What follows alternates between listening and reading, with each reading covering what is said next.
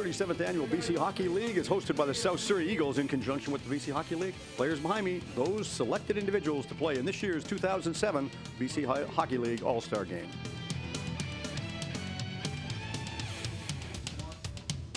Hello everyone and welcome to Sports Wave, coming to you this month from the Sheridan Guildford Hotel, beautiful Surrey, BC. The site for the 37th Annual BC Hockey League hosted by your South Surrey Eagles. BC Hockey League comprises of 17 teams around the entire province, going as far east as Trail, as far north as Prince George, and as far west as the Alberni Valley squad with the Alberni Valley Bulldogs. You are going to see some exciting hockey in this event, and they have had some pretty illustrious players come out of this league to advance to a professional career. Stay tuned, Sports Wave's up next. First off, congratulations to the All-Star players and coaches. It's a very special honor to be selected to play in this prestigious BCHL All-Star Game. It's a reflection of your hard work, your work ethic, your commitment, and talent. And you can be sure there are many other players in the BCHL that wanted to be here, but maybe didn't have the effort that you put forth on the ice. So enjoy the experience. Take pride in reaching this plateau in your young hockey career. BC Hockey has produced many exceptional players over the years, players that have gone on to star in Olympics, World Hockey Championships, World Juniors, you name it. It's a credit to the development of hockey in our great province of BC. And many of them have played in the BC Junior Hockey League.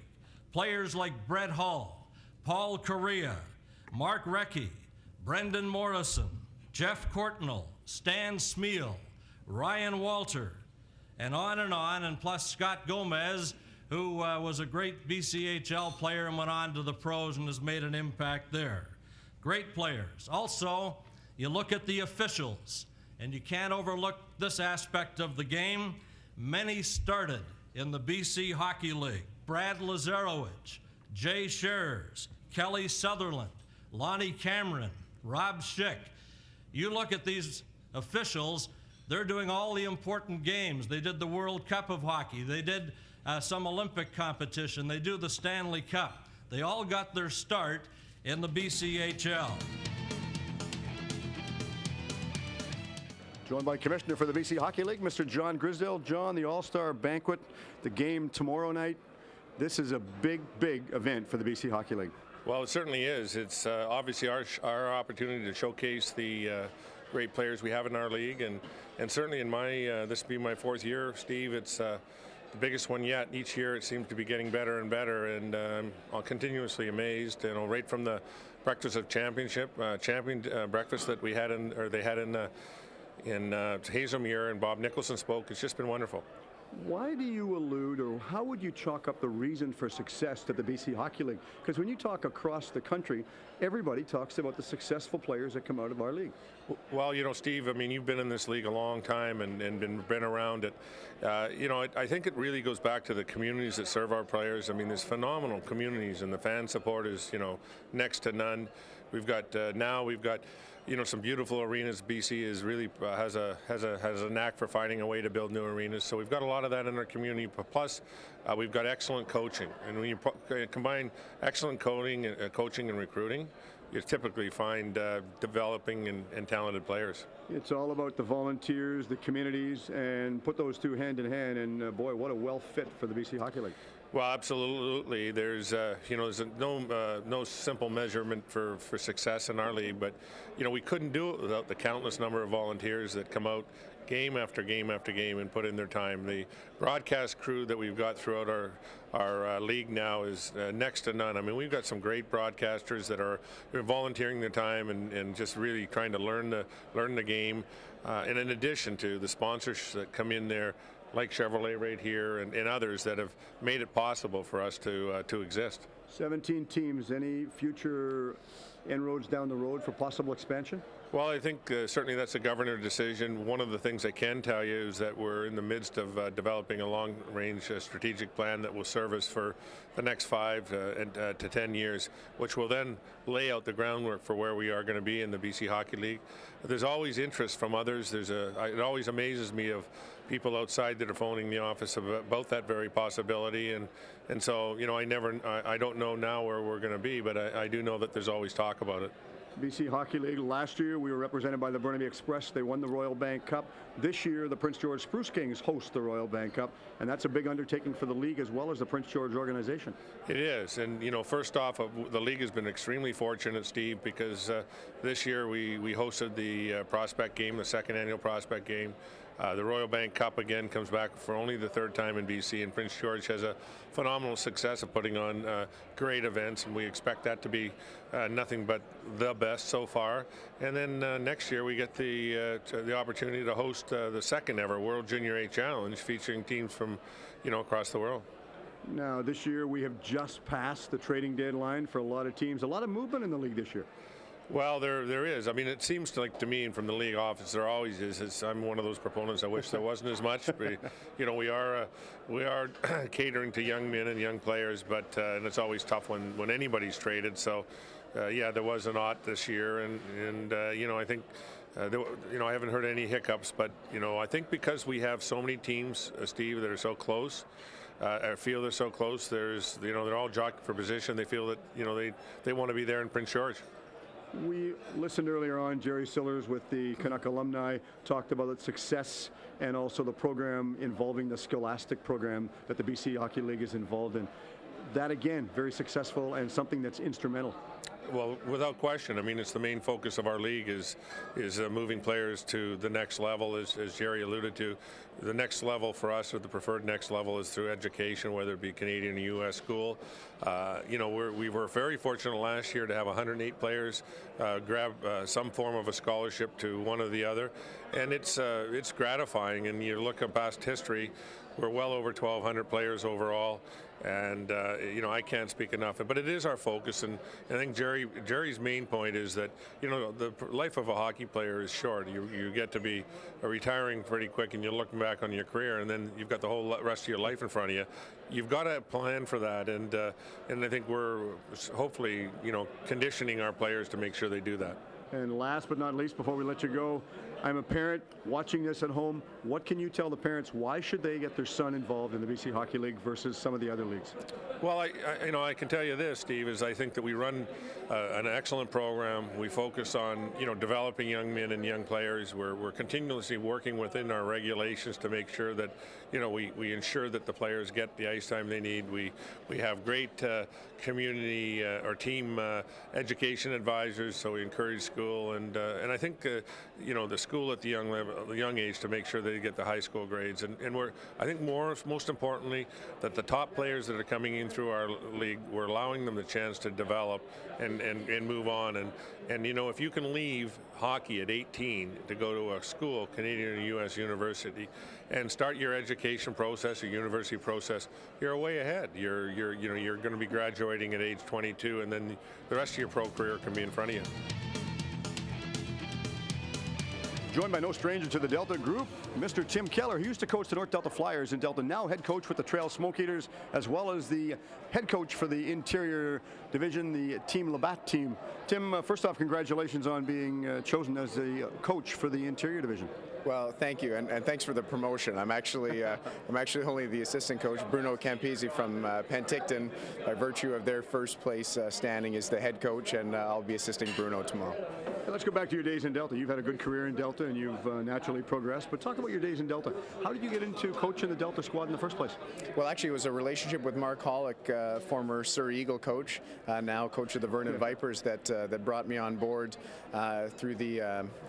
We had introduced to the BC Best Ever program. And Surrey was bringing a junior B team on board.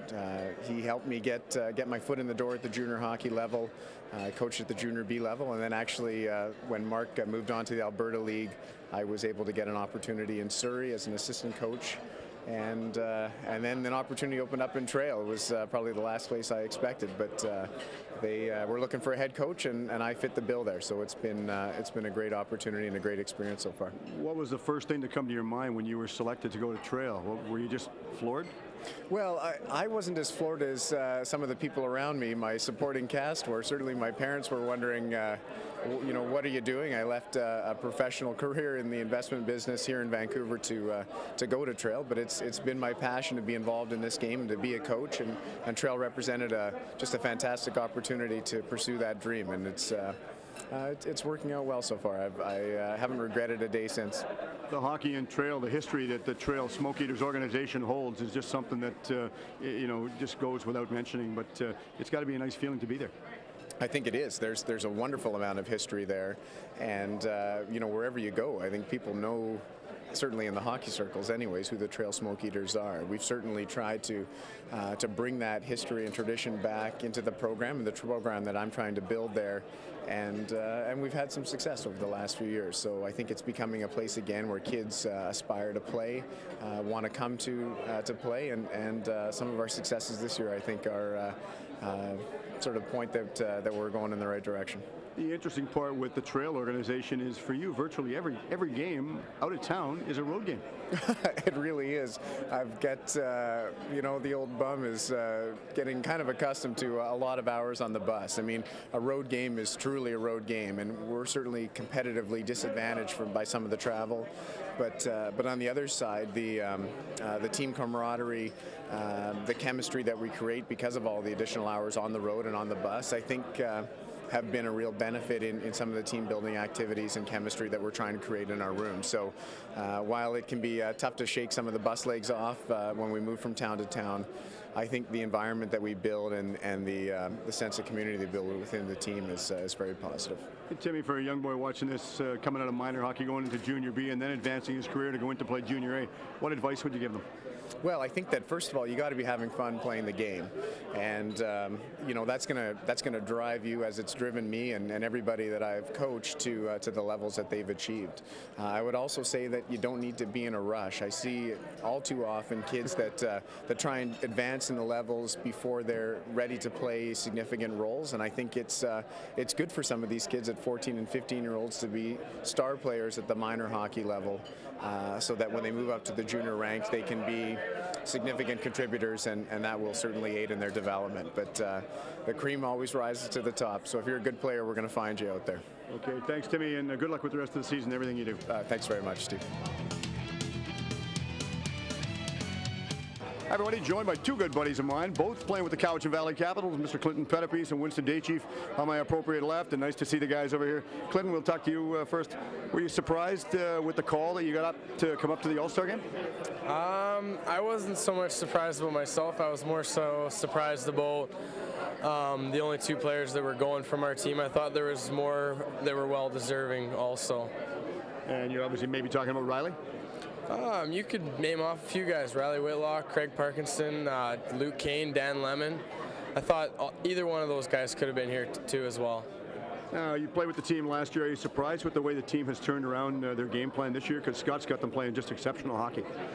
Surprised? No. I think we had a good team last year at the end of the year, towards the end of the year. And I mean, the trades that Scott made in the offseason just made the team a whole lot better. So I'm not surprised at all how we're doing. I think we got a good team. So. Any predictions going into the final part of the season? I don't like to make predictions. We're going to do well, though. Good man, no doubt. Yeah, I'm a firm believer in that. Turn our attention and talk to Winston. This is the guy that I always tell everybody when I'm doing a broadcast. This is the quiet guy on the team. I wish he'd shoot more, and when he does, he always scores, and for that I'm happy. Young man from Alberta, Winston. First off, I can say, and Clinton and I have spoken before about what you bring to the team. You bring a lot of leadership, albeit quiet. You bring a lot of leadership to the team. Yeah. See, I told you it was quiet. Hey, now last year when you got the puck, you naturally shot. You had a good season, but you've picked up your game plan this year a little more than last year. What did you do in the off season that was different?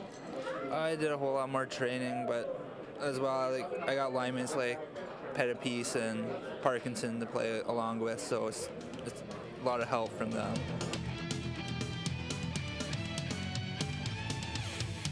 There's 17 teams in the league made up of about 23 players a team, but we do have an 18th team in the league, and that's our BC Hockey League officials.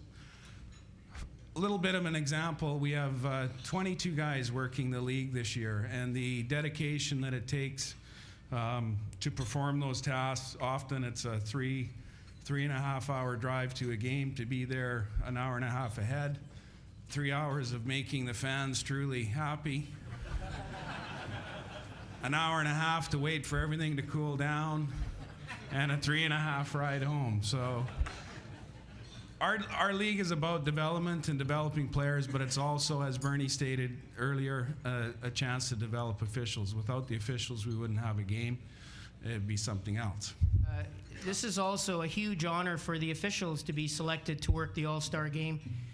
This year was certainly no exception. The referees selected for this year's